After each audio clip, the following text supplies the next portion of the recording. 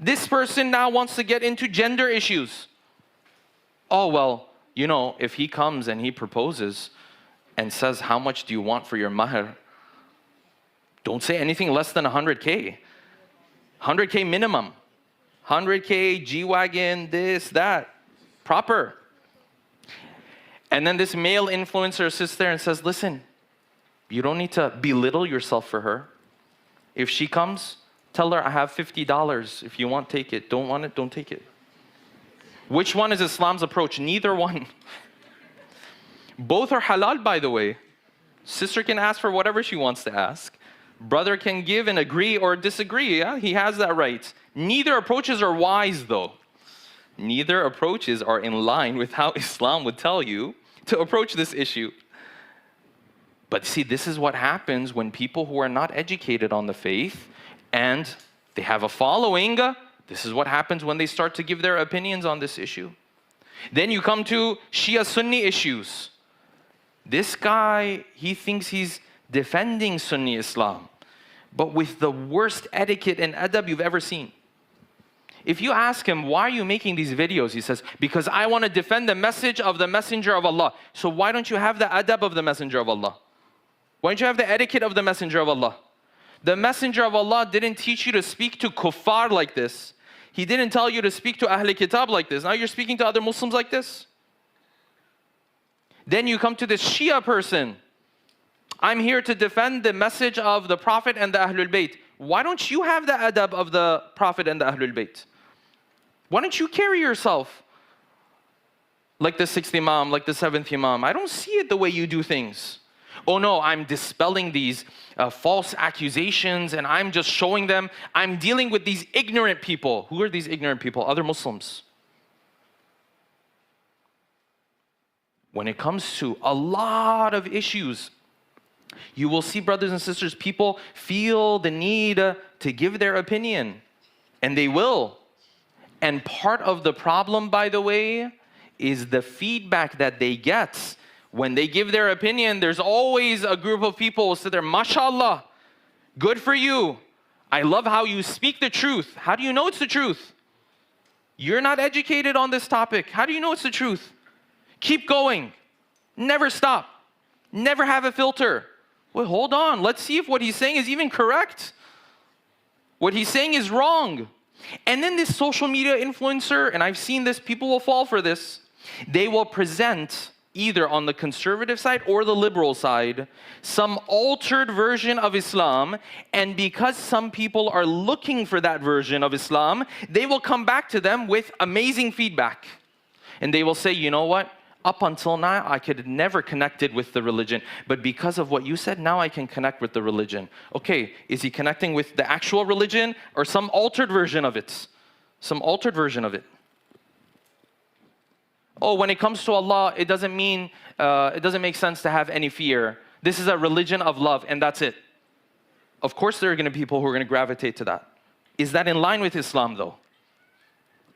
Islam's approach on fearing Allah, loving Allah is a very nuanced approach.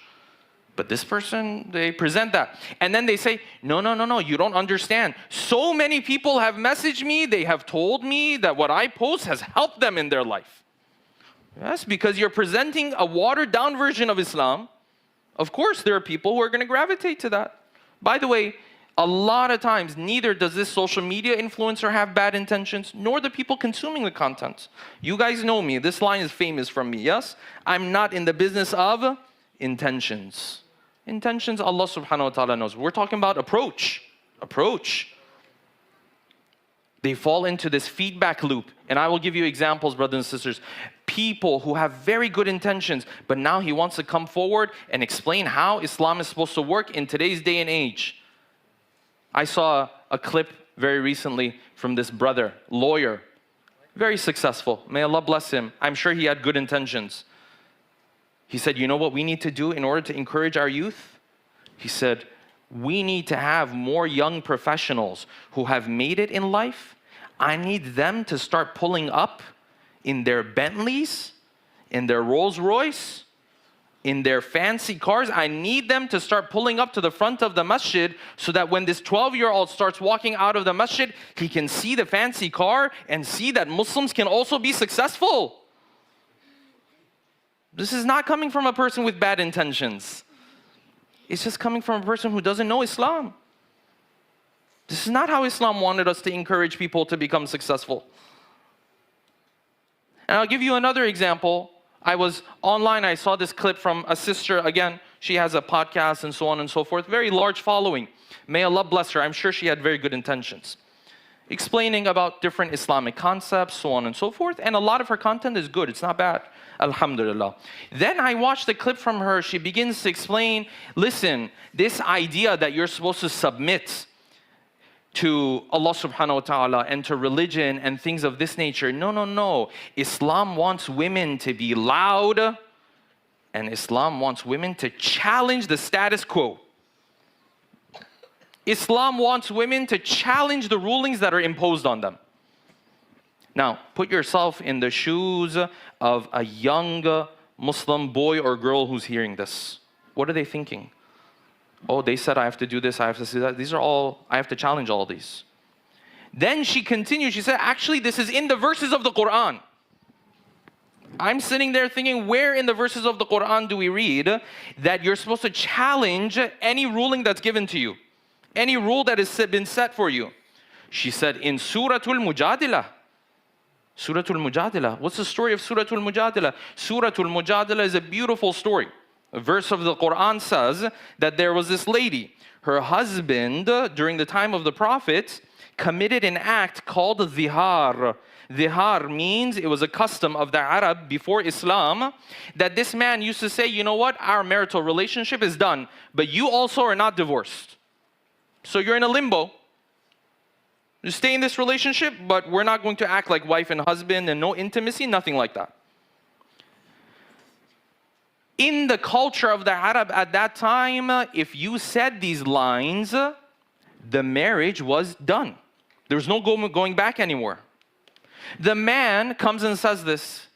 Then he takes it back. He says, I was wrong, I was upset, whatever the case might be, except the lady's in a difficult position. Why? Because she wants to go back and continue this marriage.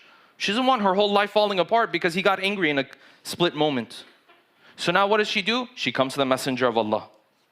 Ya Rasulullah, I am stuck in this situation. Ya Rasulullah, help me. And the Quran says, Tashtaki ilallah. She was complaining to Allah. What am I supposed to do? Because based off of culture, what society is telling us, this relationship is done. There's no more going back. And the Messenger of Allah hesitated. Why? Look at the obedience of the Messenger of Allah. He hesitated. He said, I cannot give you a ruling on this issue because Allah subhanahu wa ta'ala has not yet revealed a ruling on this issue. The Messenger of Allah didn't jump into the situation. I will solve this situation for you. No, he said, I have to wait for Allah subhanahu wa ta'ala to reveal His ruling on this issue. So what did she do? She insisted. And Allah subhanahu wa ta'ala revealed verses of the Quran and said, if a man does this and takes it back, the marriage is still there. He has to pay a major kafara. Okay, so Suratul Mujadilah is telling us that when Allah subhanahu wa ta'ala tells you this is the ruling, you're supposed to challenge Him?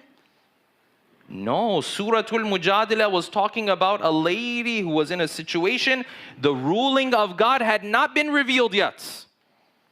She pleaded her situation because God's ruling has not come yet. When the ruling of Allah comes, you don't sit there and challenge it. Man or woman, they're not allowed to challenge it anymore. It doesn't matter which gender. They're not allowed to challenge it. And she sat there. Look at the Quran. The Quran wants you to be loud. The Quran wants you to challenge the status quo. What if the status quo is in line with Islam? Are these nuances even paid attention to when someone's listening to that? No. Just challenge it. Be an agitator. Yes, raise your voice. This is not good for men or for women. First, we have to see if what's happening is in line with God's ruling or not. If it's not, then yes, we can. But if it's in line with the ruling of Allah subhanahu wa ta'ala, I can't jump into that situation and be like, no, I have to challenge everything. I need to challenge the status quo. This is not the approach. So the second problem we have is people giving their opinions on issues they're not educated on.